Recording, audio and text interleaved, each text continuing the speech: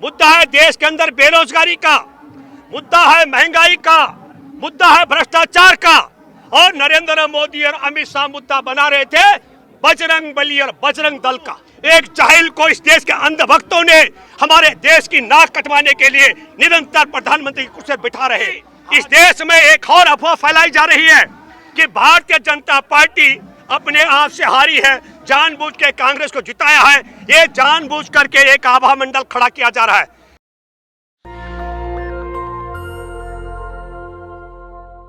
2016 में और 2000 का नोट लेकर आई थी मोदी सरकार, कहा था कि हमारा मास्टर स्ट्रोक है। अब मास्टर स्ट्रोक गया और नोट भी बंद हो गए हैं 2000 के। बिल्कुल नहीं, ये भी नरेंद्र मोदी का 2000 नोटबंदी का अभी जो मामला है 2023 का, ये भी एक बड़ा मास्टर स्ट्रोक है। इसके टाइमिंग को आपको देखना चाहिए। 19 तारीख को दो बड़े काम हुए, एक तो दिल्ली में नौकरशाही को लेकर अध्यादेश जारी करना और दूसरा 2000 का नोट बदली करना। इससे क्या होने वाला था कि 20 तारीख को कर्नाटक में सरकार बन रही थी कांग्रेस की, और कांग्रेस की सरकार जब बनती थी तो पूरी चर्चा होने वाली थी कि किस तरीके से 40 से ज्यादा सभाएं नरेंद्र मोदी ने की, और जिस जिस क्षेत्र में नरेंद्र मोदी ने सभा की वहां पर 65 से 67% हार का मुंह देखना पड़ा भाजपा को। यह संदेश जाने वाला था। मास्टर स्ट्रोक मैं इसलिए भी कहना चाहता हूं, आपने देखा होगा गोदी मीडिया में जिस समय काउंटिंग के दौरान भारतीय जनता पार्टी गणना के बीच में 115 सीटों पर लीड दे रही थी, तब तमाम जो गोदी मीडिया के एंकर थे छाती ठोक रहे थे और कहने लग गए थे ये मोदी का जादू चल पड़ा है। और जैसे ही वो आंकड़ा नीचे गिरा धड़ाम से, तत्काल मोदी आउट हो गया और वहां पर जेपी नड्डा को खड़ा कर दिया गया, कहा गया कि नड्डा की ये हार है। तो आपको मैं ये बताना चाहता हूं, ये मास्टर स्ट्रोक है। किस बात को लेकर के? एक भारत में जिस तरीके से दक्षिण को भाजपा अपना दरवाजा मानती जीत का, वह दरवाजा बंद हो गया है। जिस तरीके की पराकाष्ठा वहां पर की गई है, मुद्दा क्या है? मुद्दा है देश के अंदर बेरोजगारी का, मुद्दा है महंगाई का, मुद्दा है भ्रष्टाचार का। और नरेंद्र मोदी और अमित शाह मुद्दा बना रहे थे बजरंग बली और बजरंग दल का। तो ये लोगों ने खारिज किया। और आपने ये भी देखा होगा कि यहां तक भी पराकाष्ठा हो गई थी कि देश के गृह मंत्री ने कहा यदि यहां कांग्रेस की सरकार बनेगी तो दंगे होंगे। मैंने पहले भी अपील किया, आपके दर्शकों से फिर अपील करना चाहूंगा आपके माध्यम से। कर्नाटक की येदियुरप्पा सरकार, मैं सिद्धरामैया की सरकार से भी अपील करना चाहूंगा कि कर्नाटक के मतदाताओं ने बजरंग दल को खत्म करने के लिए जो आपके 5 शर्तें हैं उनको स्वीकार करते हुए और देश के भाईचारा को कायम रखते हुए देश में दंगा फैलाने वाले, नफरत फैलाने वालों को हरा करके जो जीत दर्ज की है, उसके लिए मैं अपील करता हूं। एक भी दंगा अगर कर्नाटक में हो तो सबसे पहला मुकदमा थाने में जाकर देश के गृह मंत्री अमित शाह के खिलाफ दर्ज कराया जाना चाहिए।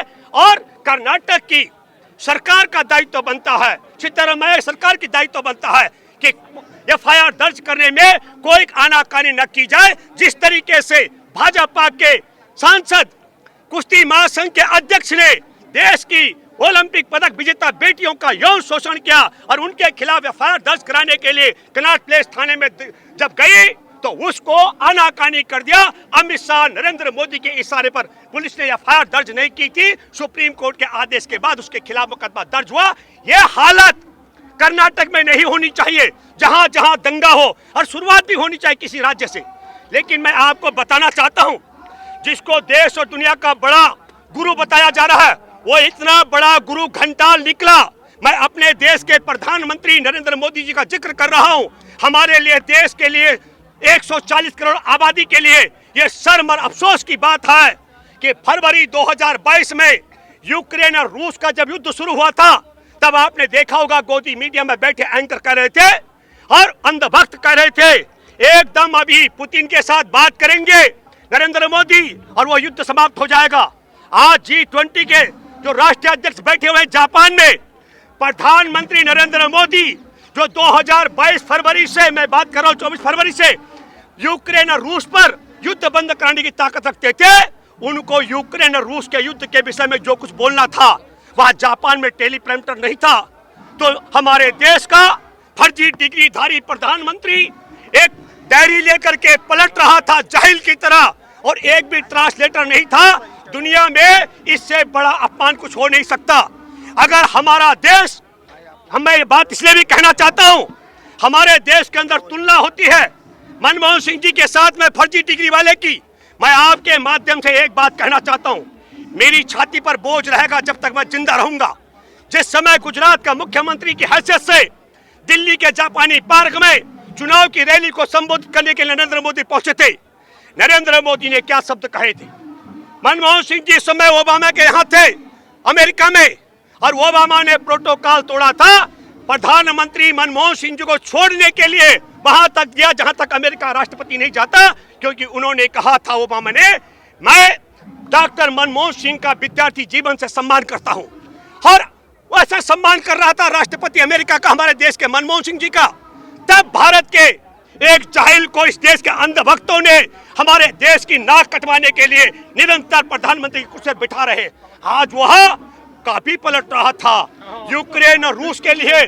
मैं आपको बताना चाहता हूं, मैं उत्तराखंड में था, विधानसभा चुनाव जब हुए तो एक महिला, पढ़ी लिखी महिला ने, मैंने पूछा तुमने किसको वोट दिया? उसने मुझसे पूछा, मैंने कहा मेरा वोट यहाँ नहीं है, मैं यहाँ का निवासी नहीं हूँ। तो उस महिला ने, मैंने पूछा तुमने किसको वोट दिया?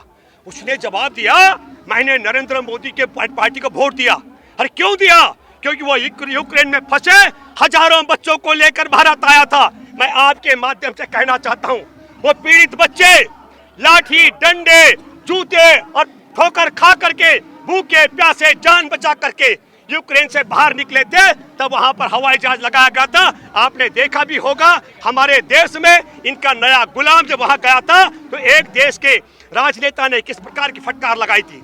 तब मैं आपसे कहना चाहता हूं, इस पटाकथा पर वापस आ रहा हूं कि 2000 के नोट बदली करने का टाइमिंग क्यों तय किया गया है? क्योंकि इस देश में एक और अफवाह फैलाई जा रही है कि भारतीय जनता पार्टी अपने आप से हारी है, जानबूझ के कांग्रेस को जिताया है। ये जानबूझ करके एक आभा मंडल खड़ा किया जा रहा है। कर्नाटक की हार से भारतीय जनता पार्टी के गठबंधन की सरकार का या मोदी की सरकार, आरएसएस के मंसूबे पर पानी फिर गया है। राज्यसभा में संतुलन बिगड़ गया है और राज्यसभा में अब इनका अल्पमत में आ गया। जो ये हर फैसले ऐसे आंख बंद करके पास करते थे, उस ओर चला गया है। इसलिए अब रहा सवाल कि ये मोदी का जो माया मंडल है, उस आभा मंडल को खत्म न किया जाए, टेलीविजन पर चर्चा न चल सके। एक दो, मैं आपको बताना चाहता हूं, हमारे देश में सुप्रीम कोर्ट के आदेश से यौन शोषण और पॉक्सो का मुकदमा दर्ज होने के बाद भाजपा के सांसद को गिरफ्तार नहीं किया जा रहा है। 3, पुलवामा में जवानों की हत्या का मामला फिर हमारे देश के सत्यपाल जी ने, जो 4 राज्यों के राज्यपाल भी रह चुके हैं, उन्होंने उठाया। और चौथी बात, हमारे देश में अदानी के माध्यम से चीन के चांग चुंग लिंग के साथ जो साझेदारी करके देश को बर्बाद करने का, इन 4 बड़े मुद्दों से जी षड्यंत्र जी। इस नोट में तो चिप था, फिर भी इसमें बंद क्यों करने? देखिए, आप सुनिए, इस नोट में कोई चिप नहीं था। ये सुनिए, ये उसी प्रकार चित्रा त्रिपाठी भी उसी अफवाह गिरोह का एक हिस्सा है। आपको समझना पड़ेगा, पापी पेट का सवाल भी है। मैंने व्यक्तिगत तौर पर मैं आपको बताना चाहता हूं, मैं नरेंद्र मोदी की मन की बात को लेकर के 2016 में सारा समय में 1 घंटे की चर्चा में मैं अकेला व्यक्ति था, और मैंने दावा किया था कि देश का प्रधानमंत्री कभी झूठ नहीं बोल सकता है, और देश में संघ का प्रचारक रह चुका शख्स कभी सच नहीं बोल सकता है। हमने दावा किया था, ये मन की बात मेरे देश के प्रधानमंत्री के मन की नहीं है। मैंने इसलिए कहा था, ये व्यक्ति 2016 से 10 साल पहले से 125 करोड़ आबादी बताता था। मैंने कहा नरेंद्र मोदी ने अपनी पत्नी का त्याग कर रखा है, इसलिए नरेंद्र मोदी के वंशवृद्धि नहीं हो रही है। लेकिन इसका कतई ये मतलब नहीं है कि हमारे देश में माँ बहनों की कोख सूनी हो गई हो, क्योंकि जिस दिन मैं चर्चा में था उस दिन हमारे देश की आबादी 134 करोड़ से ज्यादा हो चुकी थी। इसलिए मैं आपको कहना चाहता हूँ, जिस प्रकार की अफवाह इन्होंने, एक उदाहरण मैं दूं, इन्होंने कहा था कि सावरकर बुलबुल में बैठ के भारत भ्रमण करता है, वैसे ही ये कह रहे हैं कि 2000 के नोट पर चिप लगी हुई है। इसके लिए भी मैं जिक्र करूंगा, मेरे पास रेडमी का फोन था 13,500 का, मैं नेटवर्क कैसे ढूंढता हूँ। मेरे पास गैलेक्सी A52 है, मैं ऐसे ढूंढता हूँ MTNL का नेटवर्क नहीं मिलता है। और 2000 के नोट पे चिप बताई गई, ये सिर्फ उसी तरीके की अफवाह है जिस तरीके के सपने आपको 15-15 लाख रुपए के, अच्छे दिन के, 2-2 करोड़ रोजगार के। नेशनल दस्तक की आपसे गुजारिश है कि अगर इसको बचाना चाहते हैं तो नेशनल दस्तक को सब्सक्राइब करने के लिए रेड कलर के सब्सक्राइब बटन को दबाएं, फिर बेल आइकन की घंटी दबाएं। नेशनल दस्तक को बचाने के लिए बहुत जरूरी है कि हर खबर को शेयर करें, लाइक करें, कमेंट जरूर करें।